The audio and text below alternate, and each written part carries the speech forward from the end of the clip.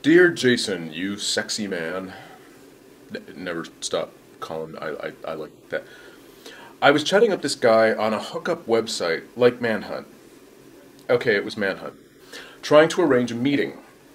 Over the course of a few conversations, I realized this guy is the husband of a coworker.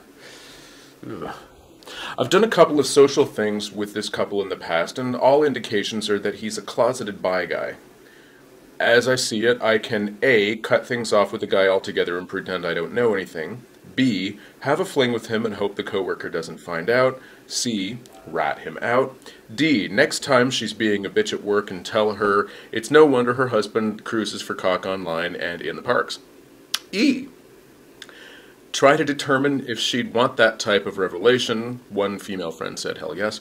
F, confront him and tell him to cut it out or come clean because the closet is a horrible place. I know from experience. That's what he says. I didn't say that. I mean, it's true, but he was the one who said that. What's a guy to do? So far, it's pretend I know nothing and quit chatting with this guy. I mean, you know what? As I've said many times, hooking up on the internet is like a box of chocolates. You get a whole lot of fruits, a little nuts, the occasional cherry, and if you put it all in your mouth at one time, you're gonna get fat. Okay, maybe that's a bad analogy. I'm gonna stop this. In all seriousness, though, let's go backwards through all those options that you gave us. One of them, confront him and tell him to cut it out. No, don't do that, because you see, then you're the only guy in the world who has a deep, dark secret of his that could ruin his life. And guys who have deep, dark secrets that could ruin their lives can sometimes get a little irrational and unpredictable. And you don't want to open yourself up to what he might do to stop you from telling that secret. Very bad idea. So, no, do not do that. Try and determine if she'd want that type of revelation. There's no way to do that, so no. Blurt it out at work next time you're pissed off at her. No, don't do that, because then, you see, you didn't do anything wrong in this situation, and really neither did she. He's the guy who has done everything wrong. Don't humiliate her at work, because it's just going to make you look like an asshole, and what's the point in that? Rat him out. We're going to come back to that one in a minute. B, have a fling with him and hope the coworker doesn't find out. Are you fucking crazy? No, don't do that either, because they always find out.